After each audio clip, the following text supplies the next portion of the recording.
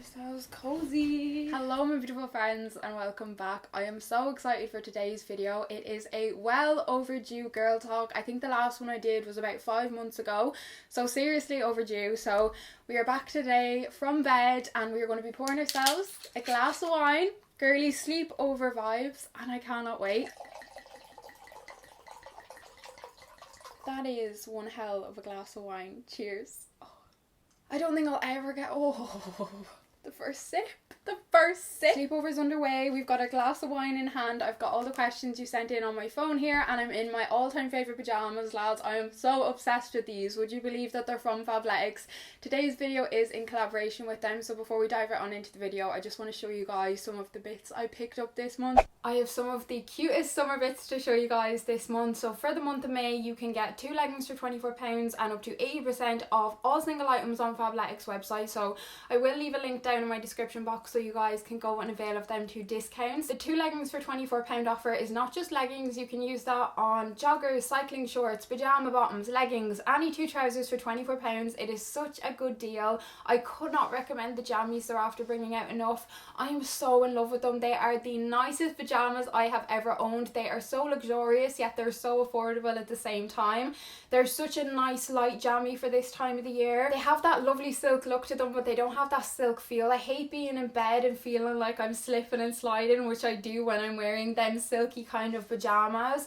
But they're so comfortable. I cannot express how in love I am with these jammies. We also have this gorgeous pink set. So it's like a tennis skirt. So it's shorts underneath with a skirt. And I'm personally not normally a fan of a short skirt combo because I feel like it normally doesn't look like a skirt. But this fully looks like a skirt. Like you'd have no idea there were shorts underneath unless you pulled it up. I feel like these outfits are so perfect for summer. We also have this gorgeous green cycling short set, which I cannot wait to wear when the weather gets a bit warmer. I'm also going to be bringing all these with me when I go away. I just feel like they're perfect holiday outfits because they're cute but they're also comfortable. I feel like that's so important when you're away. You know, you don't want to be uncomfortable but you also want to feel cute in what you're wearing, so it's the perfect kind of combo. And throwing an oversized shirt over that cycling short set and a pair of chunky runners, you're good to go. I'm so excited the fact that Fabletics have extended outside of activewear. They're after launching their own swimsuit collection, which is insane. The pieces are insane. You're able to get your first swimsuit for £19 and up to 80% off everything else. What I love about them is that you're able to tie both the bottoms and the top. I feel like you're often not able to tie bikini bottoms and therefore it often leads to like an ill fit and they don't kind of sit where you want them to fit. So the fact that both the bra and the bikini bottoms have the tie, it means you can get like the perfect little fit for you, which is really appreciated. If you're on the hunt for some cute summer outfits, signing up to the VIP membership will save you an absolute fortune, up to 80% off everything and 2 trousers for £24. They have such a variety on the site now and they are so bloody size inclusive. The quality is insane. I'll leave a little link down below, my darlings, but please check out their jammies. You will not regret it. But thank you so much, Fabletics, and back to the juiciness. Okay, so what to do if you have sexual thoughts about best guy friend while in a relationship with someone else. Boyfriend knows about sexual thoughts, you love your boyfriend, been together 4.5 years and not sure why you're thinking about male friend. This is such an interesting question. The first thing I'd say here is I think it's incredible, amazing that you've told your boyfriend about this and that he clearly didn't lose his shit about it. Like, I love the way that you guys clearly have such open communication. Like, that says a lot about your relationship, and I feel like it also says a lot about your partner that, you know, he has given you that space for you to be able to express absolutely anything, it seems. I would personally stop spending time with your male friend and stop maybe talking to him for a while, maybe just distance yourself from him for a bit and see if them thoughts go, because maybe it's a possibility that you are starting to develop feelings for him if you are thinking about him a lot in that nature. And if not, I would ask yourself, is this friend somebody that I possibly want to be with? You know, is that kind of what your head is telling you here? See, the thing is, if he's your best guy friend, normally if you have a best friend of the opposite gender, you normally see them like a brother and sister, but you clearly don't see him like a brother if you are having sexual thoughts about him.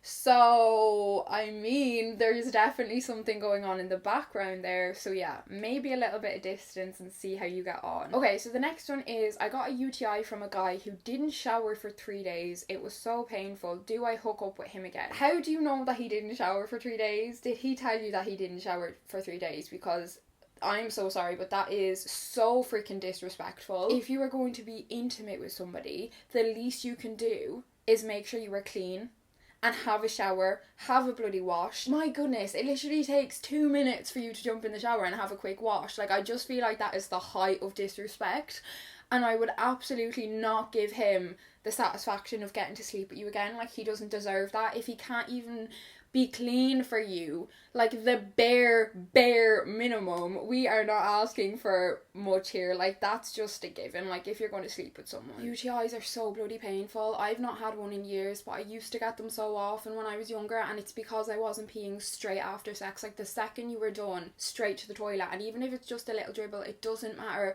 That's enough to get any bacteria that's gotten up there out of you. You can go and have sex with somebody who's going to have the decency and that little bit of respect. So no, it's an absolute no from me. I love these videos so much. I'm always so cozy and comfortable filming them. There is nothing better. Okay, so I'm 25, love my boyfriend of 8 years, but I think I'm gay. Always knew I was bi, but now more gay. So terrified. If you don't watch Alana Joy on YouTube, I could not recommend her videos enough for you. So she was in nearly a decade-long relationship, and they were engaged. They were meant to be getting married, I think, within the year or two. And then she ended up leaving her relationship and coming out to everybody. In one of her most recent videos, she was reacting to the video that she put up where she was coming out to the whole world, like, on YouTube. And in it, she was basically saying, like, it took her 28 years to realise she was gay and come out.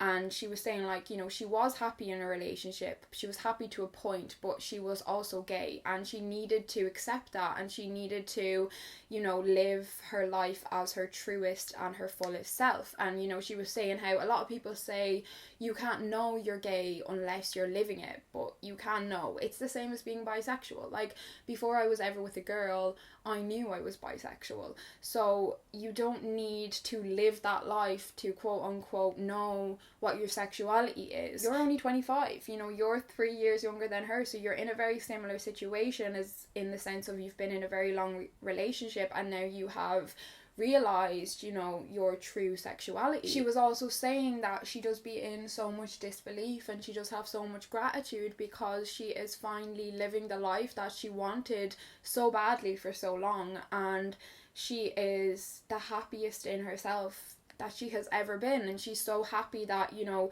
she did that really scary thing where, you know, she thought she knew where her life was headed, and then literally overnight it was like she had to kind of start again and she didn't know where she was going. So many people find themselves in this situation, and I think the worst thing you could do is deny yourself of how you really feel.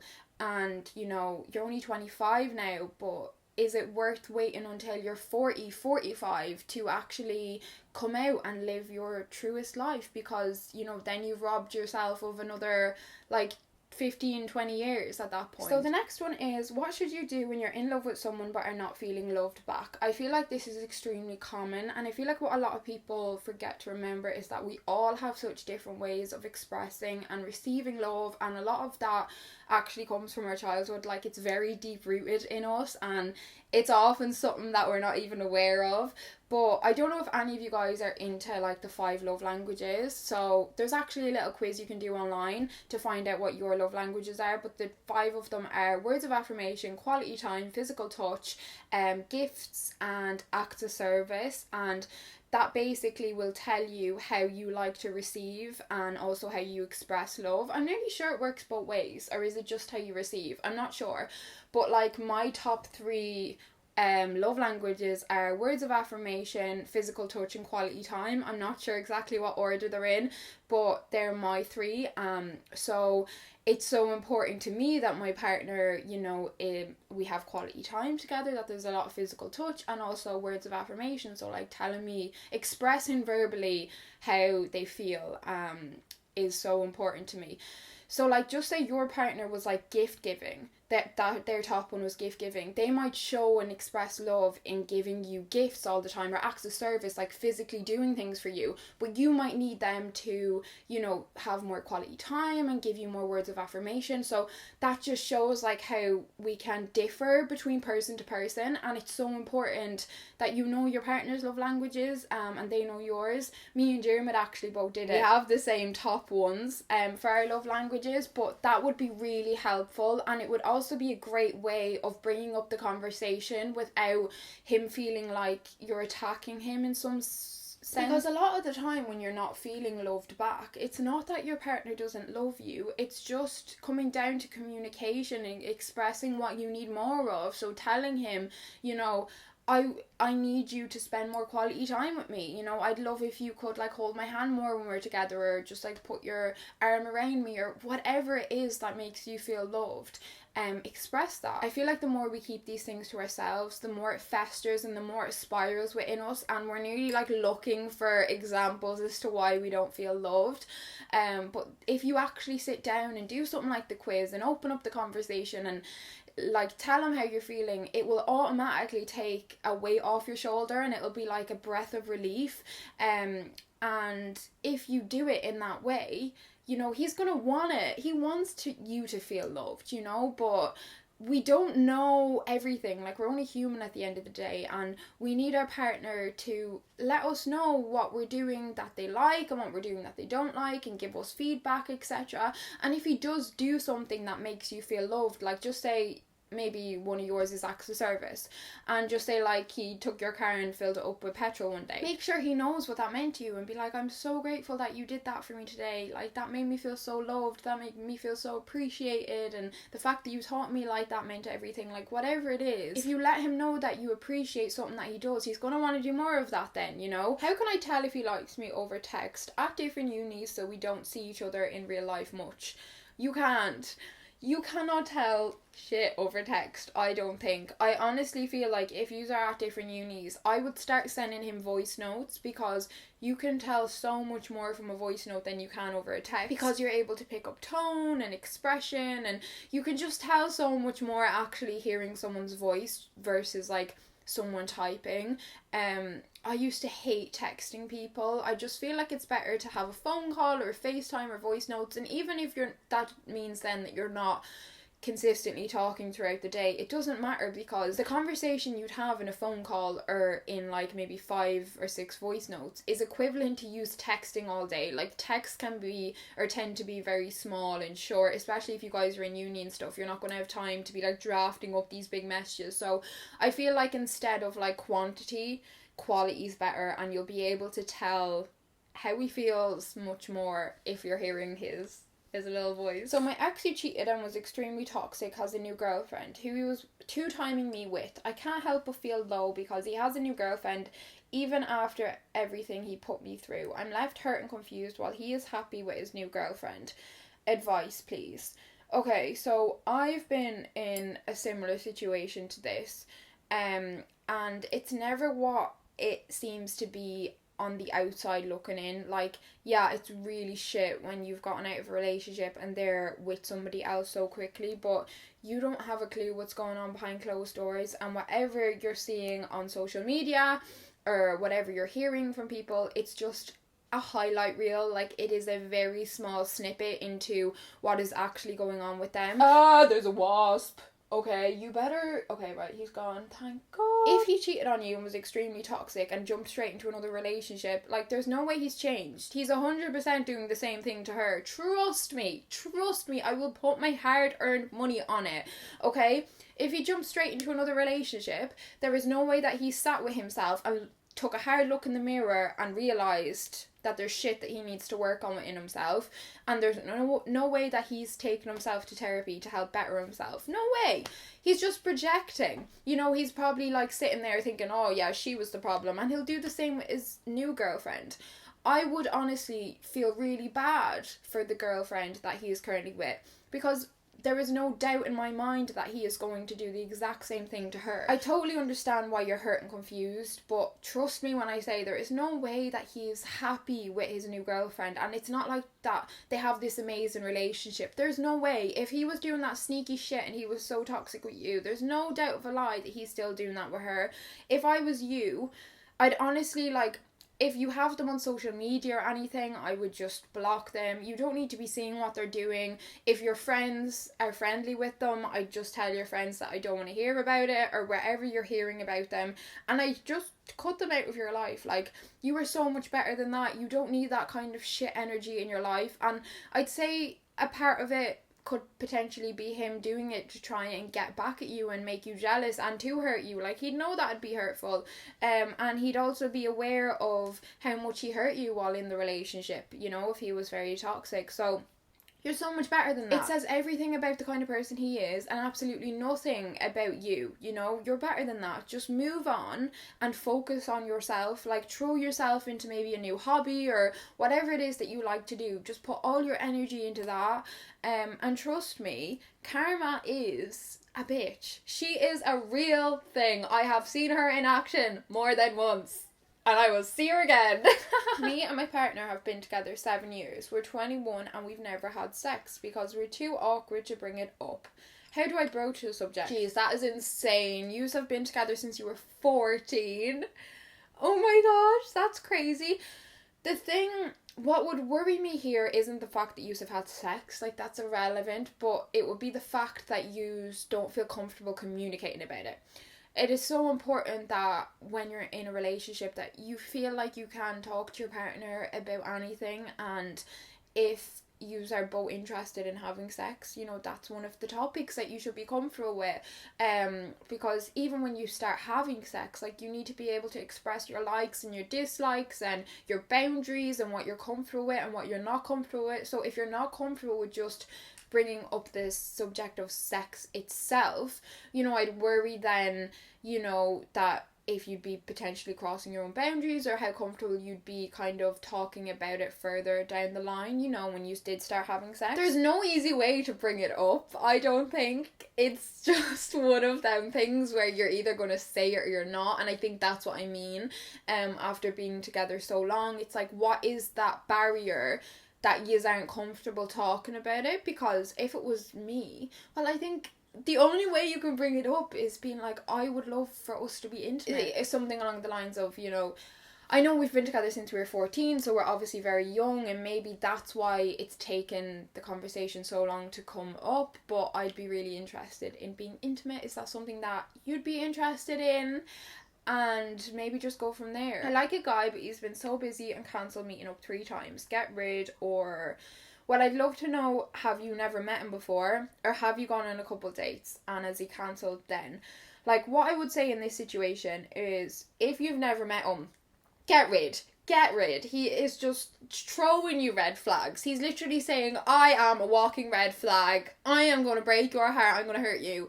If you've not even met him and he's doing that, put him in the bin. But if you have met him a few times and, you know, he genuinely has been really busy, you know, things do happen in life and things come up. Like, if his reasons are good enough, or they make sense, or they are legit, but if his reasons are shit and they're just excuses, get rid. But what I'd also say is, if you are really interested in him, like they always say, especially like early on when you're dating someone, like, you don't want to be too available. Like, you don't want to be dropping everything for them. You don't even know this person. Like, you know, your time is very valuable and you should you should fit them in your free time, but you shouldn't make your time free for them, basically. If you've been working around him, you know, if he has been the one suggesting all the times and you've just been like, yeah, that suits, yeah, that's perfect, and you've been going along with it and you still want to meet him, I'd maybe lay off doing that. And what I would probably do instead is you suggest the time. So you give him options. So be like, so this week I can meet you Tuesday at 7 or Saturday at 6. Do either of them work for you? And if neither of them work for him, you can't meet. And then the next week, do the same thing. So have it on your terms, because if he's cancelled on you 3 times, I think that's kind of messing you about a little bit. I wouldn't be happy about that at all.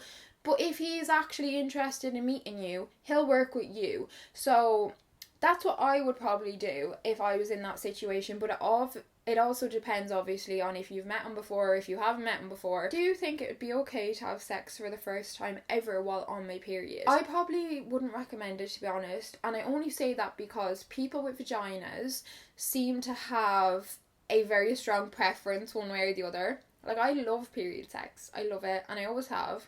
But some people hate it, and they always have. So it's one way or the other, and I've never really met someone that's kind of like, it's okay, like, yeah, I'll do it. Like, people are just either like yes or no. It's kind of that straightforward, it seems, when it comes to period sex. So I just wouldn't recommend it in case you were somebody who didn't enjoy it, and it might kind of taint your view. Oh, I just spilled the wine all over myself. Oh my god. If you're one of the people who are just really not into period sex, it could just kind of taint your view of sex as a whole, because you're only on your period a few days a month. Do you know what I mean? So most of the time you would be having sex not on your period. So I think it's better to just wait until your period's finished. And then I'd also kind of recommend having sex on your period for the first time with somebody that you're very comfortable with and you really trust, just because it can be a little bit messy. So you need to be very comfortable with them, and you don't want to feel like, you know, they're judging you or they're grossed out or disgusted. You want somebody who is also comfortable to have sex with while you're on your period, you know? So I think it's best to do that in a very comfortable environment where you trust the person. Quick little toilet break. I have now broken the seal, so we will be pissing like there is no tomorrow. I was with a guy for a year when I was 16. I'm 21 now, and we've gotten back into contact. I never didn't have feelings for him, and he said he loves me but doesn't want a relationship. I need a little sip of wine for this one. I am so sorry, but I am not buying his bullshit. Absolute bullshit. I am so sorry. It's a no from me. I suppose this is a little bit similar in a way with me and Jeremy, in the sense of, like, we were together when we were a lot younger, and then years later we got back into contact. But it would be like Jeremy having come back in my life and telling me he loves me but didn't want a relationship. I would have told him where to go, and it would have been out the door and just go away. Like, I'm not interested. If you love me, you would want to be with me. I am so sorry. I don't buy that crap. It's absolute crap. How can you love somebody but not want to be in a relationship with them? It doesn't add up. Make it make sense. I personally wouldn't entertain him. I think he's wasting your goddamn time. I think he's showing you exactly who he is. And this isn't a man that you're going to be able to rely on, that is going to be there for you, that'll have your back, that you'll be able to, like, build a life with if that's what you want. Like, it just seems like he's interested in, like, having some sex, and that's it, you know? And it sounds like he's telling you he loves you to try and get you in his bed, because there's, like, a group of lads, a group of fellas that think that works. And it probably does to a certain degree with some people, but I honestly think you're just going to break your own heart going there. If he wanted to be with you, he would. If he loved you, he'd want to be with you, you know? You're better than that. You are so much better than that. And there's somebody out there who's going to love you and also want to be with you, because, I'm sorry, that's just how it goes. Put him in the bin and close the lid and get the bin men to pick him up, because he's not welcome around this part of town. Nah. I feel worse after spending time with my friends, but I don't have any other friends. I've been in a similar boat before where I had friends, and every time I spent time with them, I would leave feeling 10 times worse than I did going into the situation. And that is your body telling you that something's wrong here. Like, our bodies tell us everything. So your body's literally screaming at you to not spend time with these people for whatever reason, whether it's their energy or you just don't align as people, whatever it is.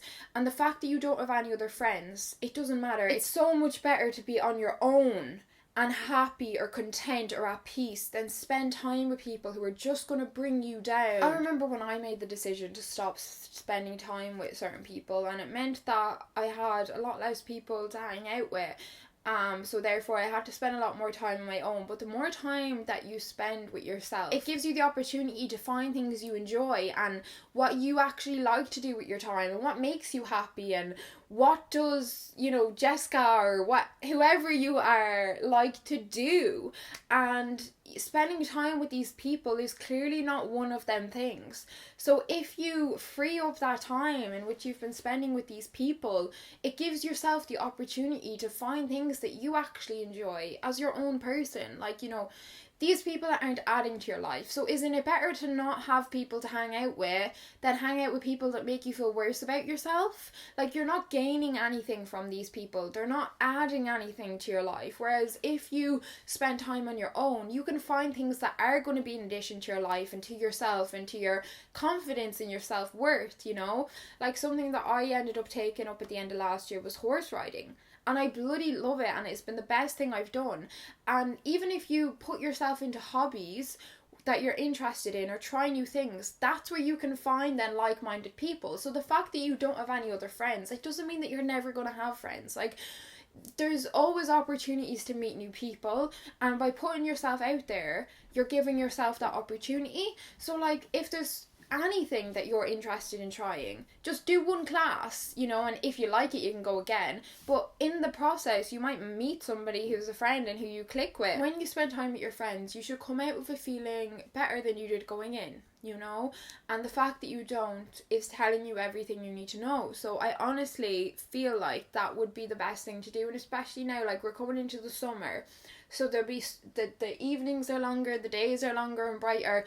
So, and there's always so many more things to do around the summer. Like, you could go to like yoga on the beach or whatever it is you're interested in. So yeah, don't feel like just because the friends you have now aren't good that you're going to then quote unquote be alone and you're not going to have anybody, because that's not the case. Like, if you let these people go, you are then allowing room for new people to enter your life, because if you were continuing to spend time with these people who are bringing you down and making you feel worse about yourself, you don't have any time or space to let new people in who do make you feel good and who you connect with better and have a good time around and your energies align, This wine is going to my head, girlies. Okay, so we have a couple of longer ones now. So myself and my boyfriend have been invited to a party this Saturday by a friend. However, someone my boyfriend dated, not relationship, is going. She was a close friend of his before he decided a relationship wasn't right for them. I understand this, but it still gives me anxiety, and I don't want to push this girl out for a friendship group. My boyfriend has also said we do not need to go if it makes me uncomfortable, which I appreciate. Could you give me some advice?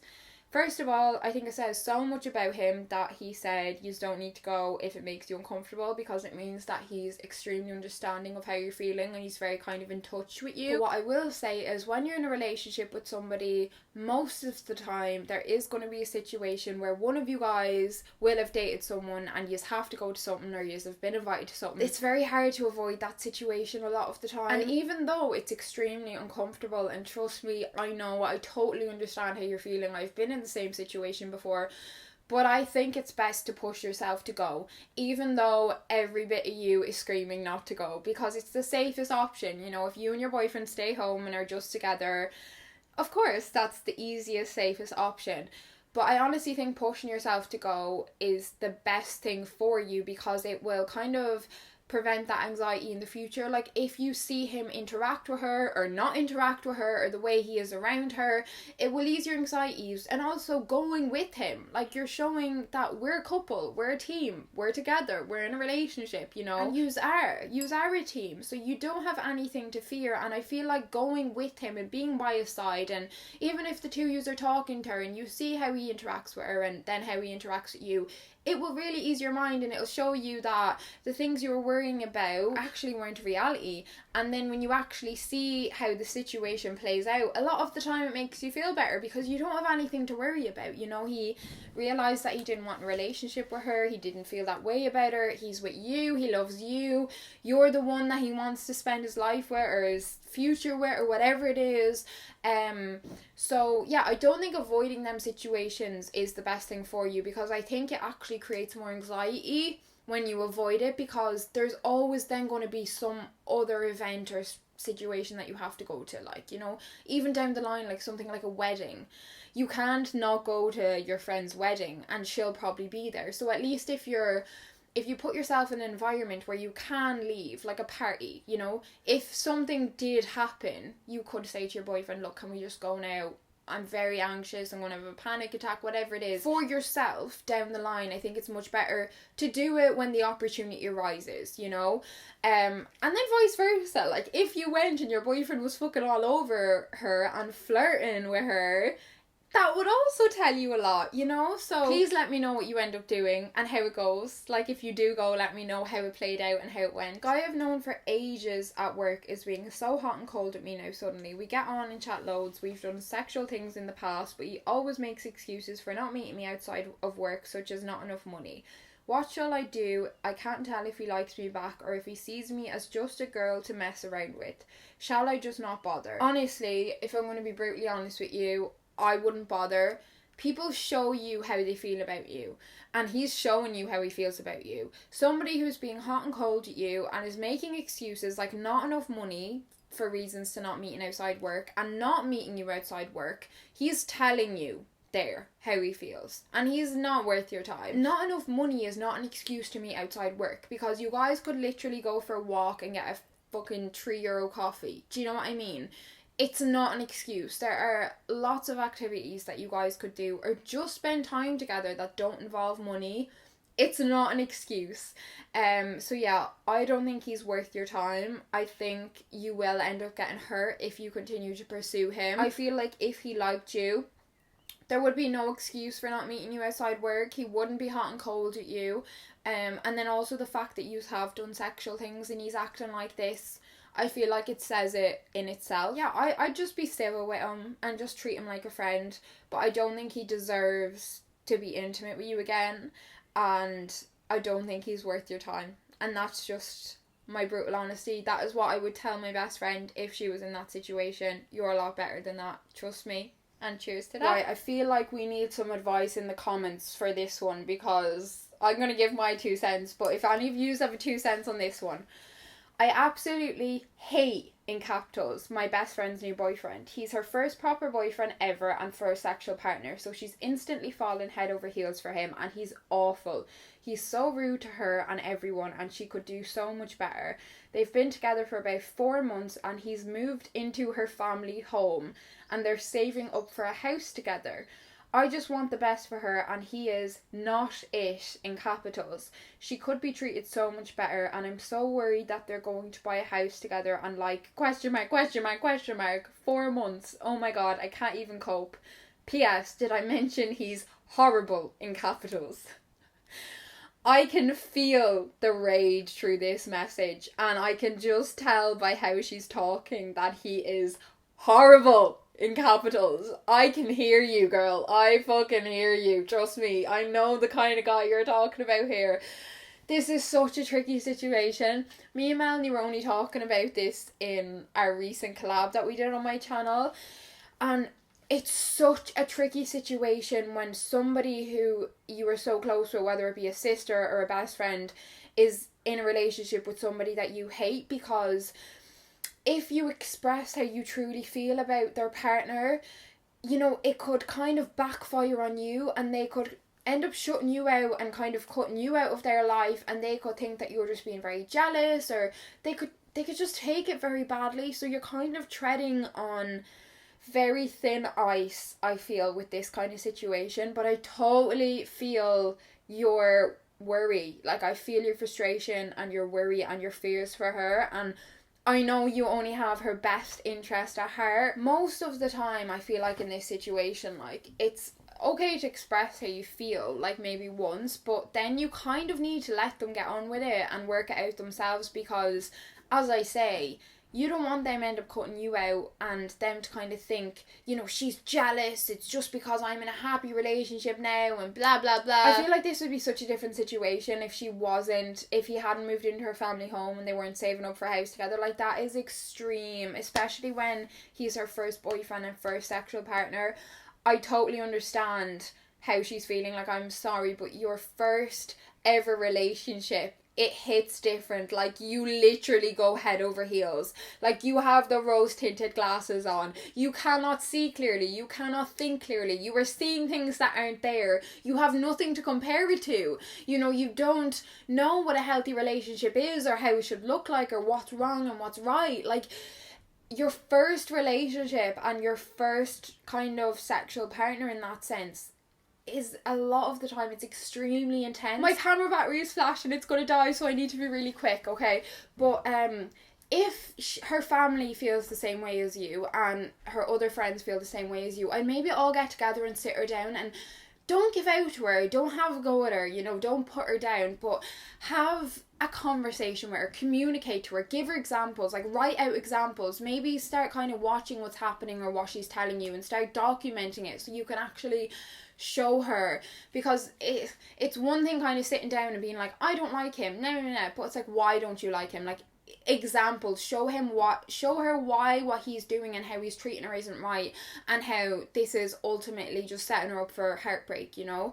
I think it'd be better if you could do it with a couple of other people than just on your own, because it might be less likely she'll think you're just being jealous or you're just not happy for her if you're with other people in that sense. A lot of the time, no matter what you or anyone else says, is going to make a difference, because she feels so strongly for him. So until she figures it out for herself, and I've been in this situation before where people were literally screaming at me like, what are you doing, Jessica? Like, get out of this situation. And all it did was push me into it more, because I'd be like, how dare they, you know, speak about him like that, and but until you open your eyes, nobody else can open them for you. So I would express it to her, but just don't go overboard on it. Like, just try and be kind of considerate and kind in the way you do it, and have examples. But yeah, that would probably be my best advice in this situation. My camera battery is flashing, so I'm gonna have to wrap it up quickly before we die. But anyone else who has any kind of advice on this situation, please let us know below. But thank you so much for watching. I have so many questions that I didn't get through, so I'll definitely make another part to this, not in 5 months time. I'm so sorry about that, but yeah, I love you guys so much. Thank you so much for watching, and I will see you guys super duper soon. Bye bye, friends.